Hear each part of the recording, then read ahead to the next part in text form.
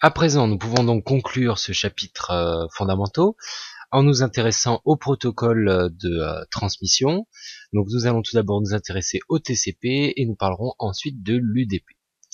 Donc nous verrons dans cette vidéo une rapide introduction, les différents éléments du TCP, la structure d'un segment TCP, le concept de port TCP, qui nous servira également pour l'UDP par la suite, les différents éléments permettant la fiabilité des données sur le TCP, entre autres l'établissement de connexion, les autres drapeaux et les autres éléments enfin.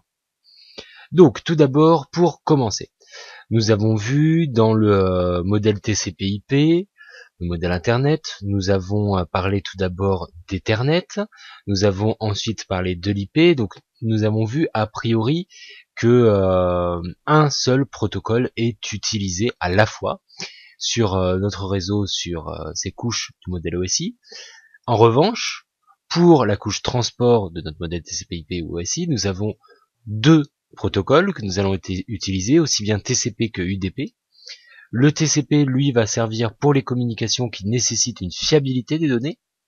C'est d'où le nom, c'est un protocole de contrôle de transmission, donc il y a bien l'élément de contrôle dans cette désignation. Et d'un autre côté, nous avons donc l'UDP qui lui servira plus pour des communications qui privilégieront le débit, donc qui n'ont pas besoin de cette fiabilité des données, de ce contrôle de la transmission des données. Donc nous allons voir qu'aussi bien nos différentes applications pourront utiliser du TCP ou de l'UDP, certaines pourront utiliser les deux, d'autres seront faites pour utiliser que du TCP, d'autres que de l'UDP. Donc, à quoi, pour rappel, sert cette couche de transport dans le modèle TCP/IP ou modèle OSI? C'est celle qui va permettre le dialogue entre applications. Pour rappel, le niveau 2 du modèle OSI, la couche liaison, celle qui permet la communication sur un réseau local, donc de pair à pair. Sur le niveau 3, ensuite, celle qui permet la communication entre réseaux, ou à travers différents réseaux si vous voulez. Donc cette communication va se faire entre machines.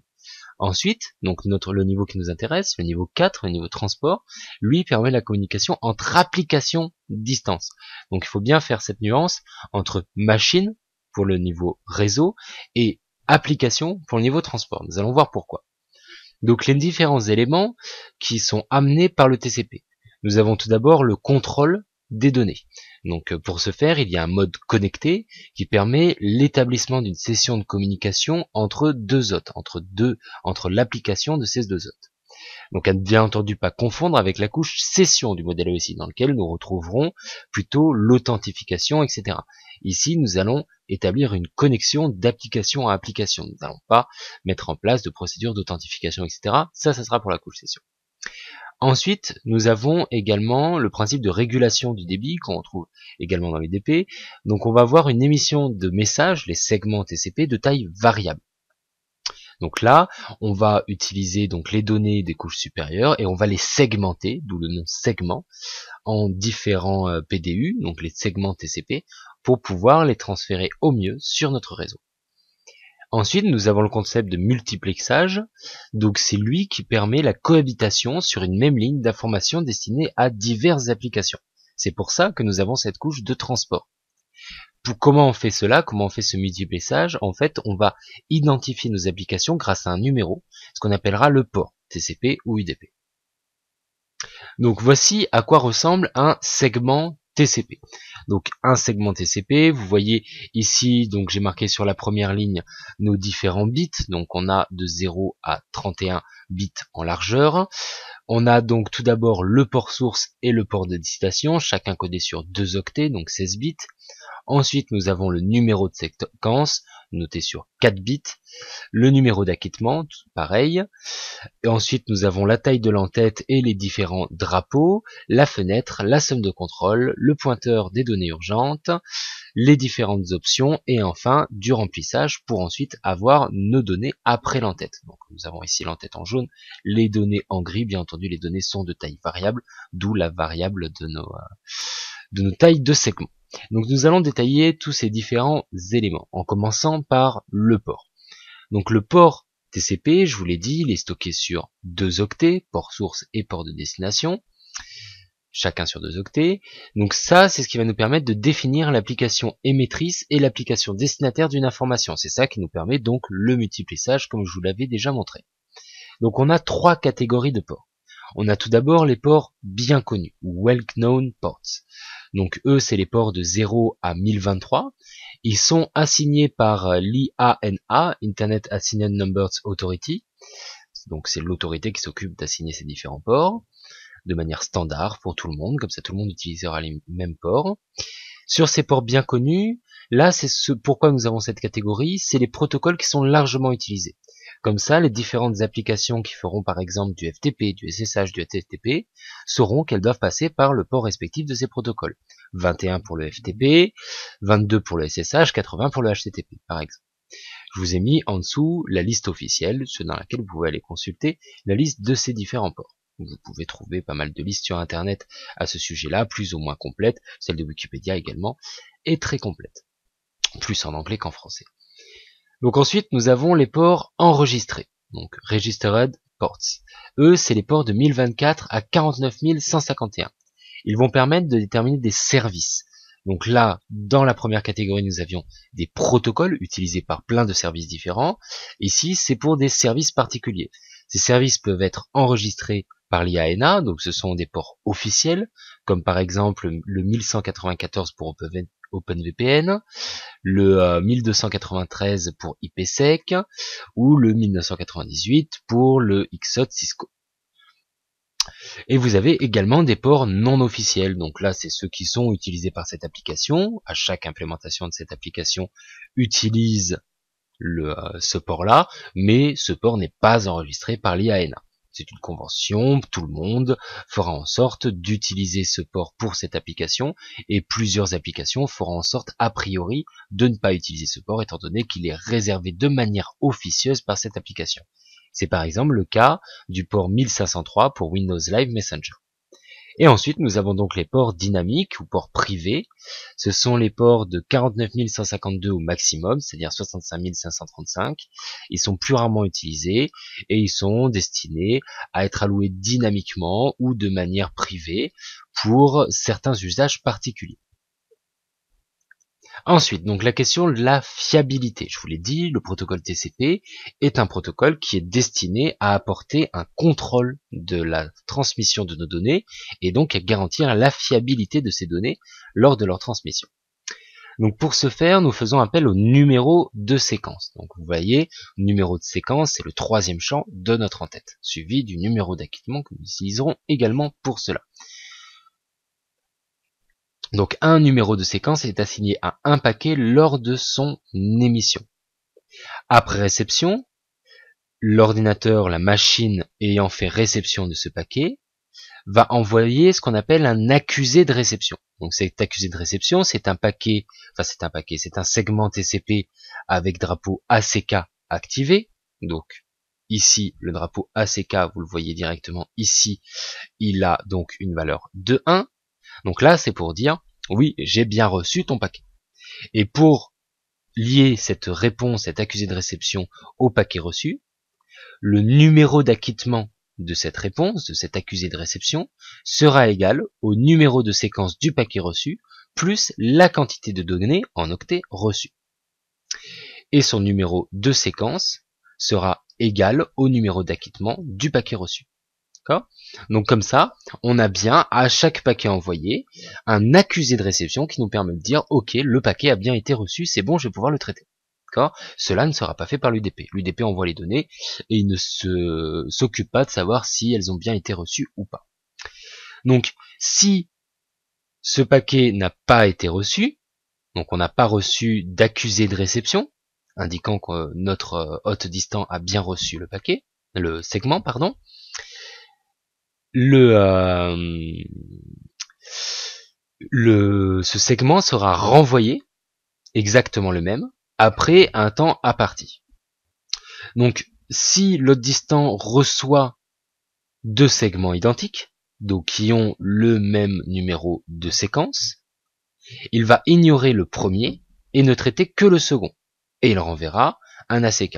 Et il faut bien prendre en compte que l'ordinateur distant peut avoir mis du temps à répondre, à renvoyer son ACK. Donc du coup, le premier ordinateur a très bien pu anticiper et envoyer un deuxième segment alors que le premier a très bien été reçu. D'accord? D'où ce fait que le premier sera ignoré et seul le second traité, et c'est grâce au numéro de séquence que nous pouvons déterminer que les deux segments sont a priori identiques, correspondent au même envoi. Donc pour garantir que tout cela se passe bien, on va établir des connexions entre nos applications.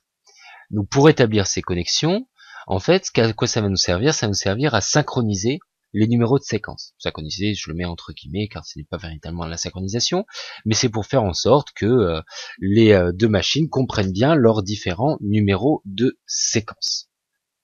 Donc pour faire cela, on va faire une poignée de main en 3 étapes, ce qu'on appelle le three-way uncheck. Donc ces 3 étapes sont, tout d'abord, notre première machine va faire une demande de connexion. Donc pour faire cette demande de connexion, elle envoie un segment avec le drapeau SYN activé. Donc le drapeau SYN, ça va être pour dire ce segment a priori ne contient aucune donnée, il est juste fait pour demander une nouvelle connexion. Drapeau SYN, hop, il est ici, d'accord? Juste avant le drapeau fin. Donc SYN pour synchronisation, bien entendu. Ensuite, donc, le serveur va répondre par un SYN ACK. Donc, un segment avec le drapeau SYN activé et le drapeau ACK activé. Pourquoi le drapeau SYN activé? Car, en fait, une connexion est dans, a priori, un seul sens. Donc, on va faire en sorte que notre connexion soit dans les deux sens. Donc, en fait, le premier envoie une demande de connexion et le second répond par un acquittement. Donc dire j'ai bien reçu ta demande de connexion, c'est bon, on va pouvoir se connecter, et lui demander lui-même une connexion dans l'autre sens. Et le client va donc lui renvoyer un acquittement pour lui dire c'est bon, j'ai bien reçu comme quoi tu veux bien établir la connexion, et je veux bien que tu établisses une connexion avec moi. D'où ces 3 étapes. Donc nous avons, pour ce faire, on l'a dit, 2 drapeaux, le drapeau SYN, donc celui qui indique que c'est une demande de connexion, et le drapeau ACK qui indique que c'est un acquittement. On acquiesce, on accuse la réception de ce segment. Ensuite, ce drapeau ACK, pour acquittement, sera activé, sera positionné, sera une valeur de 1, si vous voulez, pour toutes les connexions, tous les segments qui seront envoyés relativement à cette connexion déjà établie. Et on conclura cela avec un drapeau fin pour demander la fin de cette connexion. Donc les autres drapeaux que nous avons également, nous avons le drapeau ECN. Donc lui, c'est le drapeau qui va signaler la présence de congestion. Vous pouvez aller consulter la RFC 3168 pour en savoir plus à ce sujet. Nous avons également les drapeaux URG et PSH, respectivement pour indiquer qu'une donnée est urgente ou qu'une donnée est à envoyer tout de suite. Ensuite, nous avons le drapeau RST, donc qui permet d'indiquer une rupture anormale de la connexion, RST étant pour reset. Et nous avons donc le drapeau fin que je vous ai déjà indiqué qui demande de demander la fin de la connexion. Un espace de 5 bits est conservé avant ces drapeaux afin de pouvoir prévoir les éventuels ajouts futurs dans les spécifications de ce protocole TCP, comme vous le voyez ici. Enfin, les autres éléments que nous n'avons pas encore traités dans l'entête d'un segment TCP. Nous avons tout d'abord la taille de l'entête. Donc il est important d'avoir cette taille d'entête car le champ option que nous verrons à la fin est un champ de taille variable. Donc on doit bien entendu indiquer la taille de l'entête pour savoir quand finit l'entête et quand commencent les données. Cette taille d'entête, elle est juste avant le champ réservé avant les drapeaux et juste après le numéro d'acquittement. Elle est stockée sur 4 bits, un demi-octet. Ensuite, nous avons la fenêtre. Donc la fenêtre, c'est le nombre d'octets que le récepteur souhaite recevoir sans accuser de réception. Ensuite, nous avons la somme de contrôle. Donc la somme de contrôle, vous connaissez déjà ce concept, ce qu'on appelle le checksum ou CRC. C'est la somme des champs de données de l'entête. Donc cela va nous permettre de vérifier l'intégrité de l'entête. C'est aussi un concept qui est repris par l'UDP également, Ethernet. Ensuite, nous avons le pointeur de données urgentes. Donc là, c'est le numéro de séquence à partir duquel l'information devient urgente. Nous avons également le champ options qui nous permet d'indiquer différentes options. Et enfin, nous concluons avec un remplissage par des zéros afin d'obtenir une taille d'entête qui soit un multiple de 32 bits. Comme je vous l'ai dit, le champ option étant de taille variable, on remplit avec des zéros pour bien avoir un en-tête qui soit un multiple de 32 bits et pouvoir bien avoir une bonne distinction entre données et en-tête. Donc cela conclut notre présentation du protocole TCP/TCP. Nous avons vu son rôle, les en-têtes de segments, entre autres les drapeaux, et les éléments permettant la fiabilité et le contrôle des données, entre autres la connexion.